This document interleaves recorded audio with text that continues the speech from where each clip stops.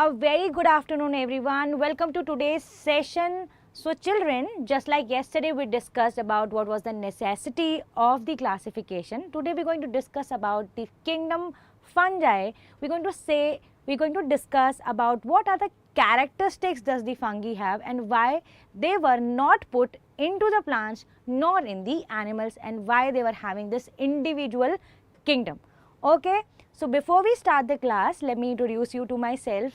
I am Anam Khan, I'll be your botany expert, and children, we're going to discuss all the amazing and interesting topics related to botany. So today we're going to discuss about the kingdom fungi. Okay, let's see what we have in today's class. So children, in today's topic we're going to discuss about the whole kingdom fungi, their characteristics, what are they made up of, their habitat, their nutrition, and in the end you will get to know that why we are keeping the fungi in an individual kingdom, neither in the plants nor in the animals. Okay, so we'll be covering the whole basic characteristics of the fungi.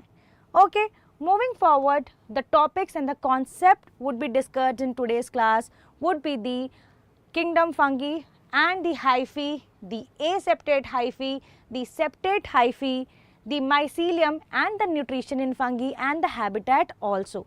All these small concepts will be covered in today's session. So let's start our class with that. Children, what is the fungi? What is the fungi? Why we have given a specific name? What are the characteristics of certain organisms? Talking about the fungi, we are going to talk. The kingdom fungi is huge, is enormous. And as we all know that fungi are saprophytes. They feed on the dead and decaying matter. Since they are huge in number, approximately 1 lakh species, they are typically saprophytic and they are also parasitic in nature. Okay, they are saprophytic, they feed on the dead and decaying matter, and they also are parasites because they live on host also. They have both the nature, but they have both mode of nutrition, be it saprophytes, be it parasitic. Okay, yes, this is important. The whole biological classification, plant kingdom, everything is important for the need. It has a very good weightage tuba.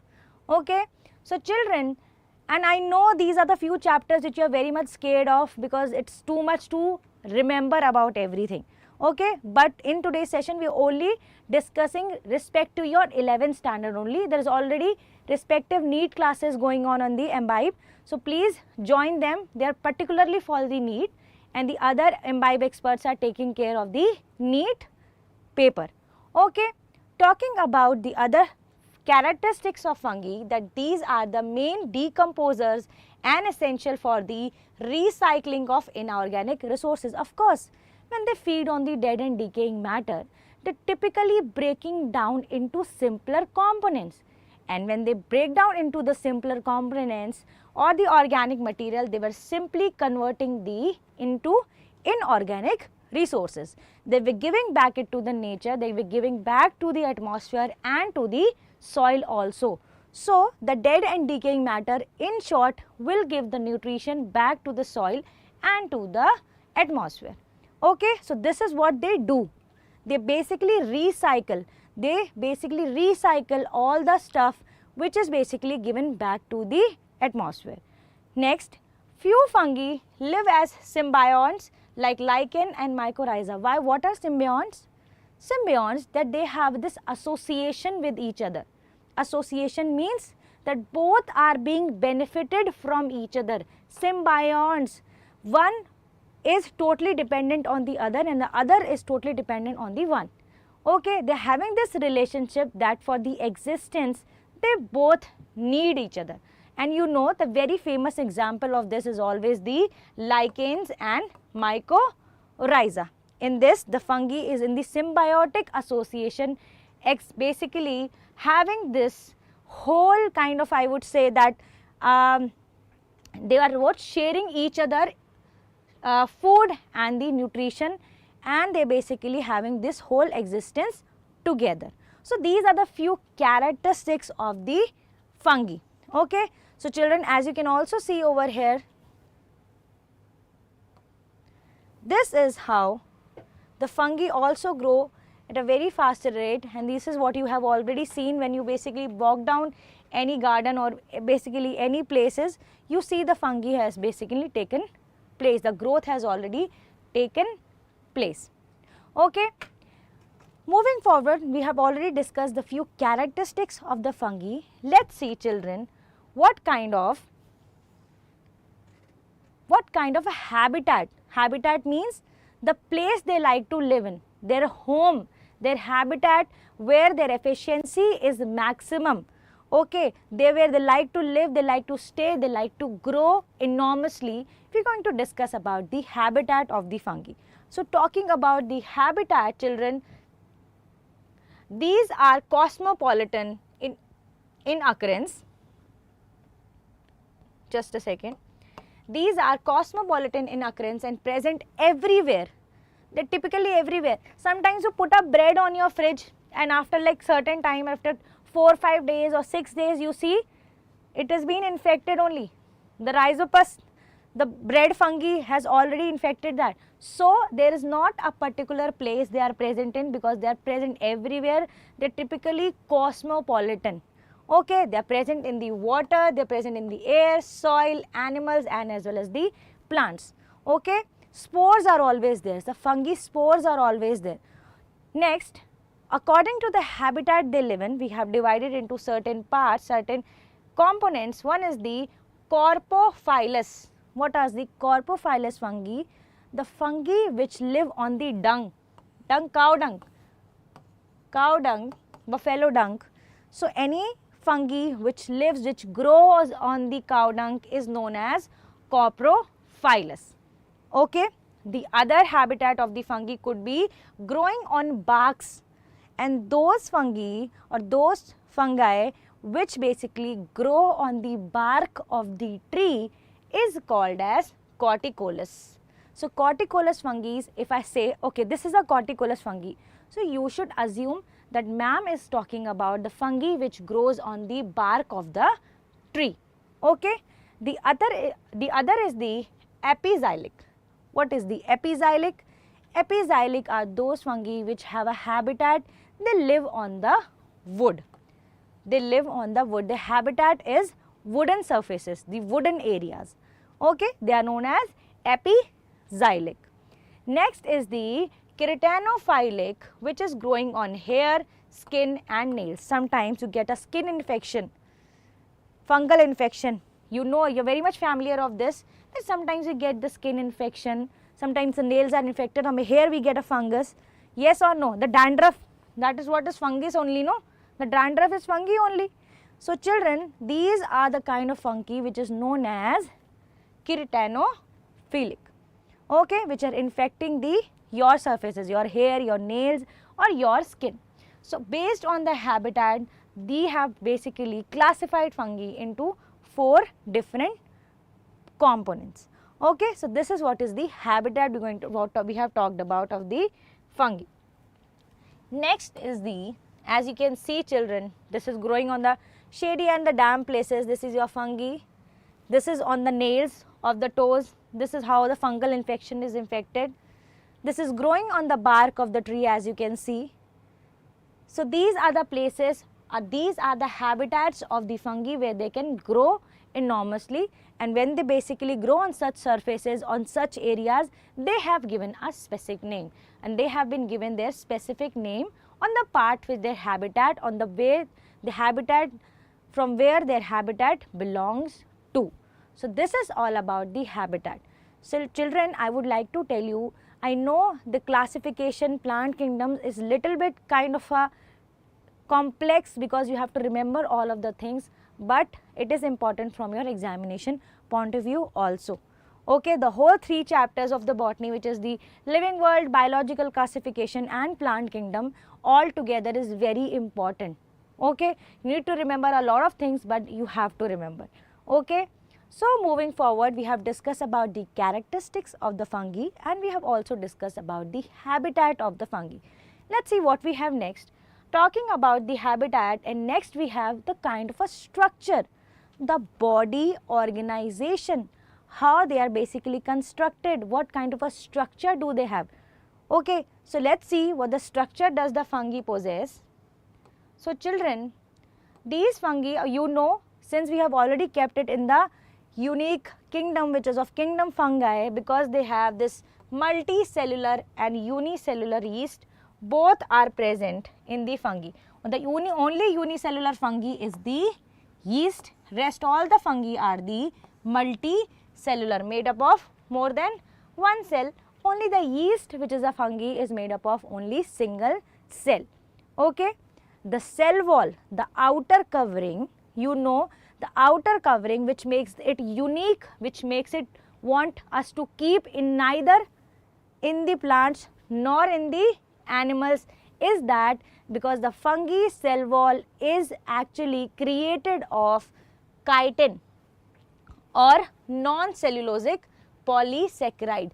This is the most major feature which does not belong fungi to the animals as well as the plants, because the cell wall of the fungi is made up of chitin and other non-cellulosic polysaccharide. Okay. And next is, in most of the cases, Golgi body is unicisternal. Unicisternal means, you know, there are lots of, basically if we see the Golgi apparatus, it has lots of cisternae. It has lots of cisternae, but when it comes to fungi, the Golgi apparatus does not have along many cisternae, it only have one cisternae. Okay, so the cisternae in the Golgi body is only one. Next, they have lomasomes which are infolding of plasma membranes and increases the surface area. They have this plasma membrane modification. They have this plasma membrane modification and they create this lomasomes which help in increasing the surface area. This is a modification. Lomasomes are the modification. Lomasomes are the modification of plasma membrane which helps them to increase their surface area, and their body is made up of filamentous hyphae. What is hyphae? I will discuss, but the very first thing we are going to discuss about is the structure. The basic structure is created of the hyphae. Okay, so children, the filament like structure, this is your hyphae. This could be like this could be like without the division also.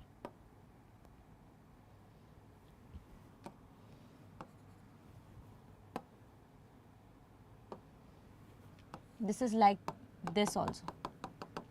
A network of hyphae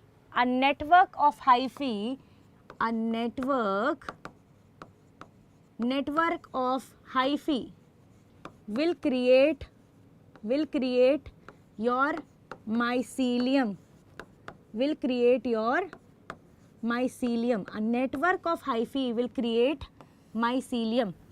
Okay, this single hyphae, if there is a network of the hyphaes, it would be mycelium. So children, the mycelium would be further divided into, we are going to discuss about that, just giving you a brief introduction that what is hyphae.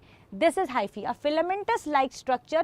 They might have division or they might not have division. So these are the two type of hyphae existing in the fungi, or the structure is made up of two types of hyphae. One could be having those separations, one do not have that separation, but also on the basis of the separation, the fungi are also divided. Okay, just giving a brief introduction because we are going to discuss that also in detail in today's session.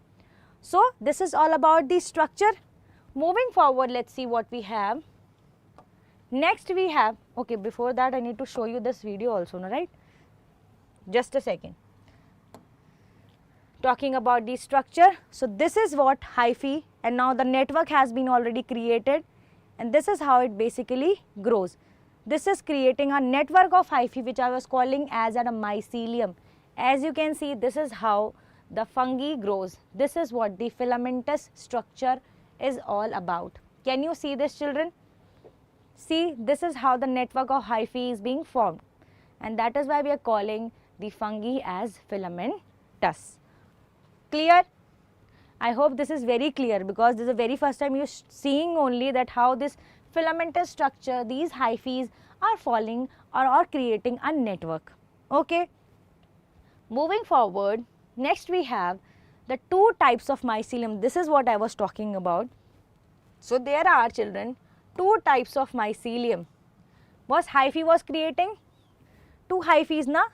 So on the basis of a network of hyphae which is called mycelium, we have divided into two parts. Talking about the two parts, we have the septate hyphae and non-septate hyphae. Septate hyphae and non-septate hyphae. What is a septate hyphae? Talking about the septate hyphae, hypha which have separations, this is septate, this is septate, a clear separations they have, and the other is the non-septate hyphae. Talking about the non-septate hyphae which do not have the separation. This is your non-septate hyphae, or you can also say a network of hyphae which is a mycelium also. So there is septate hypha, there is non-septate hypha. It means already clearly written when we talk about the septate hyphae, we talk about the cross walls or septa is present. It means the cross walls and the separations are present in the hyphae, and that is why we are calling them as septate hyphae. It is of again two types. So non-septate hyphae are the hyphae which is, the non-septate hyphae is the hyphae which do not have separations. The cross walls is absent, and it is also known as cenocytic. Children, what do you mean by cenocytic? It means it has nucleus clearly flowing in the cytoplasm, just freely floating nucleus. There is no separation. Cenocytic means there is clearly all the nucleus are basically freely flowing. They are collectively together, not there is no separation. So we also call them as cenocytic. Non-septate hyphae is also called as cenocytic hyphae because there is no separation and all the nucleus are freely flowing in the cytoplasm of the mycelium or the hyphae. Okay. The other part we were talking about, which is the septate hyphae, is being further divided into two parts. What is that part? One is the primary mycelium, the other is the secondary mycelium. What do you know about primary and secondary mycelium? So when we talk about the primary mycelium, each septa has one nucleus, so called as monokaryotic. Monokaryotic means, mono means one caryon, it means one nucleus. Can you see this? Yes or no? One nucleus is present in one part, yes or no? The other part, the other part, the other part. This is how the separation is done. So one nucleus is present in one part, and that is why we are calling it as monokaryon. The other, which is the secondary mycelium, is that each septa has two nucleus known as dikaryotic. In any case, if this septa, if this separation has one more nucleus, we calling it as secondary mycelium or dikaryon. We also called it as dikaryon. So see, you know this kind of a structure is not seen in animals and as well as in the plants. So this also, the structure of the fungi also make a question arises that why we can't keep it in plants, because it does not have a root, stem or leaf.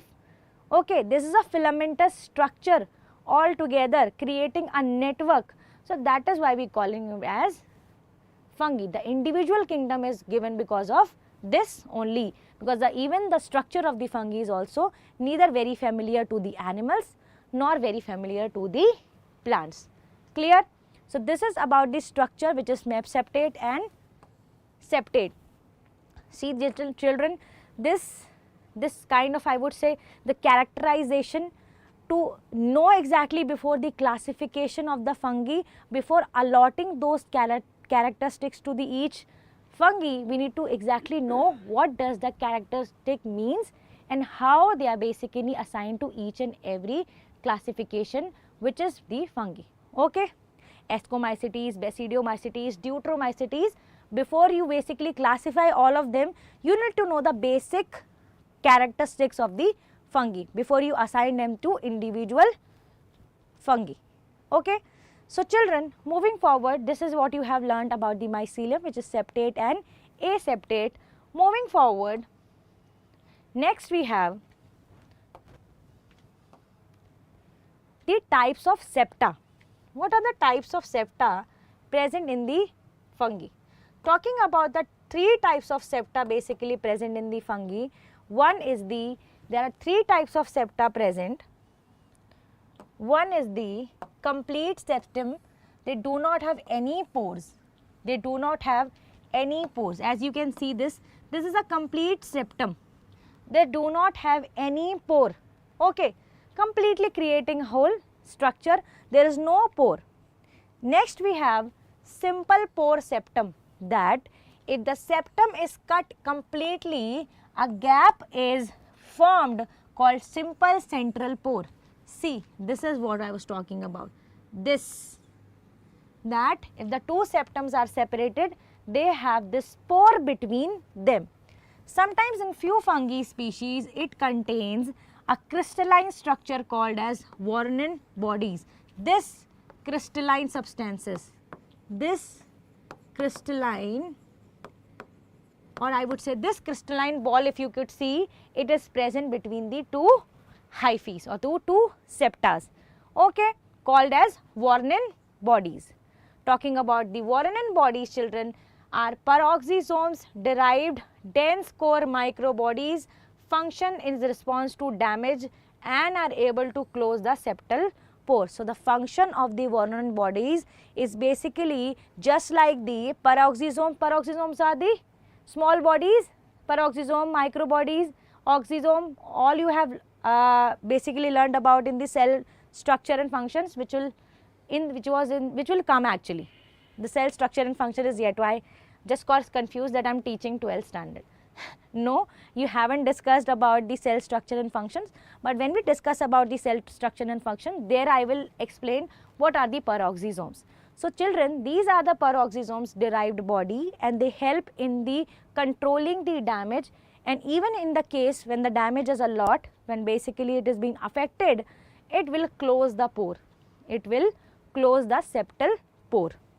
The third type of septa is the dolipore septa.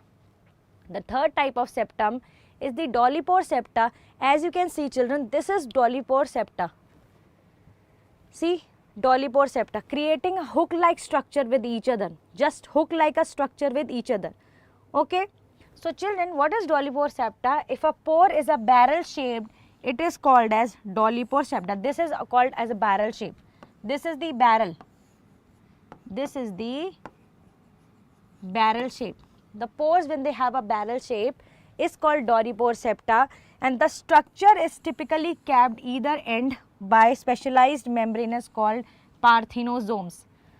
Parthenosomes are the structure which basically close both the septas together. They are covered with the parthenosomes, and they are specialized membranous kind of a structure which basically typically cap end to end. They are capping end to end. These structures are also called as parthenosomes. The parthenosomes is a membranous like structure which is covering end to end the dolipore barrel shaped structure. Clear? So these are the three septas which are in the existence when we talk about the fungi. Clear? Clear, children? I hope the three septas are clear. Barrel shaped, okay, the Warren bodies, what they do, okay, what is a complete septum, what is the crystalline ball which is present, all those are being covered. Okay. I hope everything is clear. Is there any question you wanted to ask? So children, when we talk about the fungi, when we talk about the characteristics of the fungi, the whole complications lies over there only. So to have this session only was the only to tell you that what are the unique features, what are the unique characteristics does the fungi have that we haven't kept them, neither they belong to the plants nor they belong to the animals. And here is to make you understand that these are the important characteristics of the fungi which make them unique, which make the whole Whitaker to put the kingdom, the whole fungi into an individual kingdom, which is the kingdom fungi. Okay. So they are not keeping the fungi in the plant nor in the animals. Okay. Moving forward children, next we have the nutrition. Yes, we have discussed about the characteristics of fungi, we have discussed about the habitat, we have discussed about the structure. We are discussing about the basic characteristics only. So now we are left with the nutrition. So how they are obtaining their nutrition, that is we know they are saprophytes and they are parasitic also. So let us see what is the unique feature when it comes to nutrition they have. Talking about the nutrition, it is typically heterotrophic, and you know. So children, talking about the heterotrophic nutrition, they are totally dependent on the other organisms for their nutrition, and the heterotrophic nutrition is further divided into three, which is the saprophytic, parasitic, symbiotic. There are three particular type of nutrition which is taking place in the fungi. So talking about the heterotrophic nutrition children, it typically takes place like saprophytes. Saprophytes you know, which totally feed on the dead and decaying matter. Okay, example rhizopus. Okay, this is what I was telling you. The rhizopus which infects your bread mold, also known as bread mold. The moment you keep your bread for like 4 to 5 days outside, you will see the fungus has already infected. I know many of you must have experienced this. Okay. So the bread mold, which is a saprophyte, basically feed on the dead and decaying matter and absorbs the organic matter. The example of the saprophytic fungi is the rhizopus. Next is the parasitic, which requires some host body to live, which obtain nutrition from host body. So children, talking about the parasitic fungi, these fungi, they obtain nutrition from the living organism by feeding on them. Okay, living organisms like plants as well as animals. Okay, they are known as parasitic fungi, and the example of a parasitic fungi is the Puccinia. Puccinia is a parasitic fungi which feed on the living matter to obtain its food. Okay. The next is the symbiotic type of nutrition. Very much familiar with this term, symbiotic association. Okay, both are being benefited from each other, but children, the whole symbiotic form is the few fungi are only symbiotically associated with other organisms to obtain their nutrition, to obtain their nourishment, to basically survive only. So the example of the symbiotic nutrition is that the lichen is the symbiont association of fungi and algae. Okay. So this is the association, this symbiotic association, which basically make other mode of nutrition with the symbiotic mode of nutrition. Other than the parasitic and saprophytic, they also obtain their food through this association. Clear? We have discussed about the basic characteristics of fungi, we have discussed about the habitat, we have discussed about the structure, and yet we have already discussed about the nutrition. So let us see what we have when we talk about the nutrition. This is your bread, and this is how it looks like when it is being infected or being affected by the fungi. Okay. Next, this is fungi feeding on the other plants. They are basically creating a whole network only over the plants. Okay. So this is how they are obtaining nutrition. Okay. So children, this is about the nutrition of the fungi. Next we have I think we should have a question. Yes, we have a question for you. What are the hyphae that lack walls and cell membranes between the cells are called? We have explained already everything. This is something which should be on your tips now. That what are the hyphae walls called membranes between the cells are called? Come on, quickly answer.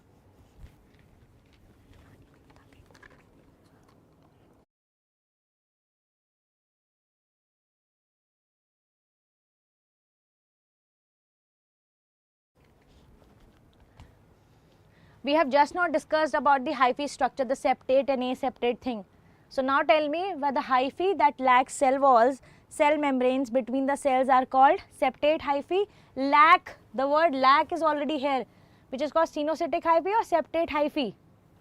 Which lack, it means all the nucleus will be freely floating, they do not have separation, so we call them as stenocytic hyphae. Okay, we calling them as stenocytic hyphae. So the network of hyphae in fungi is called mycelium. Some hyphae are continuous tubes filled with multinucleated cytoplasm. They are called as stenocytic hyphae. They are also called as aseptate hyphae. The mycelium or Phycomycetes algal fungi exhibit this feature. Okay, so this was very easy. Just have to put little bit of brains. Next, again the other question, because we have discussed about so many basic features of the fungi, is that mycorrhiza are the example of, children, this is about the nutrition. Mycorrhiza are the examples of, because the mycorrhiza is an association, yes or no, an association between the fungi and the algae.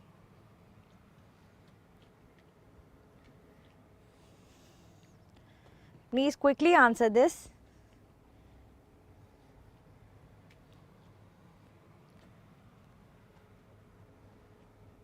Children, the mycorrhiza are the very popular example of the mutualism. Mutual means the both are living together, the both are being benefited from each other, and that is why they are called as mutualism, the mutualistic association between the algae and the fungi. Okay. Next, the question is fungus without any mycelium.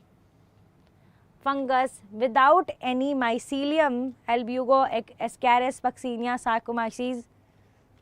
The fungus with this without any mycelium, I don't know the answer.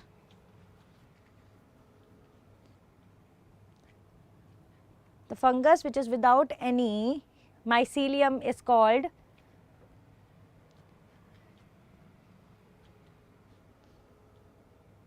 let's see, Albugo, Ascaris, Vaccinia. I don't know, I am just selecting the Vaccinia.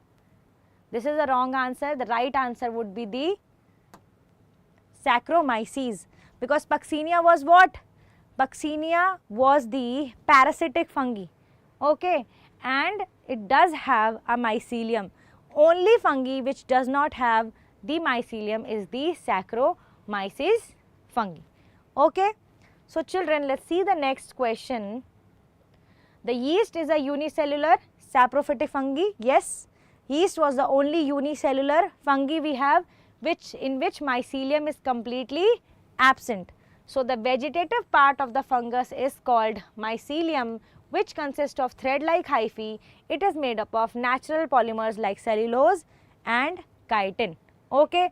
We did the just wrong answer to make you believe that the Saccharomyces is the only unicellular fungi existing, and that is what we call as Saccharomyces. They do not have a mycelium, okay, present inside them. They just have this natural polymer created structure. So children, this is all about the fungi we have discussed. The fungi are typically eukaryotic, non-vascular means they do not have xylem phloem. They are non-motile and heterotrophic organisms. Okay, they can be unicellular or multicellular. When we talk about the unicellular fungi, we are totally talking about the yeast, and the rest of the fungi are multicellular.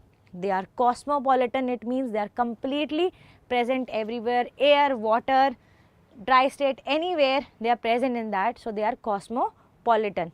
Okay. Next, the filamentous structures are called hyphae, which forms a mass known as mycelium. That is what I have initially told you. The single is the hyphae and the network of hyphae is called mycelium. Next is there are two types of hyphae, which is septate, which have a separation between each other, and the other is the aseptate, which do not have a separations. Okay. Heterotrophic nutritions occur when three types of saprophytic, parasitic and symbiotic. They show saprophytic nutrition feeding on the dead and decaying matter. They show the parasitic nutrition also feeding on the living organisms, and they yet show the symbiotic relationship like lichens and mycorrhizas. Okay. So children, moving forward, we have, this is our Embibe app. So children, we have all the sessions in the sequence on the Embibe app. So please join us on the Embibe app. This is your Embibe app. You can download it from the App Store and the Play Store, whichever mobile you have. So children, what you have to do, you just have to log in through your email or phone number. This is where you can change the class. As I click on this, will land on this page. You can select your respective board, whichever state board you belong to. Okay. I have selected CBSE, you can select ICSE, Maharashtra board, any Rajasthan board, Chhattisgarh board, Jharkhand board, all the boards are basically present. So as soon as you basically click on the board, the next would be your examination, which is the CBSE, 10th, 11th, 12th, first, second CBSE, anything you can select and you can play on the next part. Select your respective language and click on the done part. Next, you will land on the practice page, children. As you land on the practice page, you will see you can basically study from any kind of a book. These are the trending books for your exam. You have a chapter by syllabus also. You have a videos and solutions for that. And you also have a test part which you can create your own test and also give tests which are being created and curated for you by the Embibe experts. Okay. And after basically going through, studying through this app, you can always see yourself in the achieve section, that how much you have achieved, how much the growth you have shown, and which particular part needs your more attention. So this is about your Embibe app. So we have all the classes scheduled on the Embibe app. You can always see that. So as I click on the home button, as I choose the class CBSE and 11th and I click, I will land on this page. You see there is an Embibe live classes going on, children. These are the today's upcoming classes, which is the trigonometry quiz. Please join Survi ma'am class for the trigonometry for the mathematics, and these are the classes for the past, the next 7 days which are being already scheduled, and then you have past Embibe classes. Here you can see me, I am actually taking the classes in a very sequential manner of your 11th standard. We are going to start with the biological classification in the next session. So I would request you to join us, register yourself for the class. Okay. The next we have this amazing app which is called the Embibe Lens app, children. Just what you have to do, whenever you are studying, just scan the text and it will highlight all the keywords and will show you an amazing creative structures in 3D. Yes, you need to explore everything in 3D. Here this is your solution for it. You just have to scan. You don't have to even write only. Just have to scan the text. It will highlight certain words and it will show you everything in the 3D. So please go and explore this app. And next we have, this is the Telegram channel. You can always join us on the Telegram channel so that you never miss an update. We will meet again with the another interesting topic. Children, please join us on the Embibe app. All the classes are being scheduled over there, but we also will meet on the YouTube also. So till then, please take care, keep imbibing. Bye bye. Keep imbibing. We believe in you.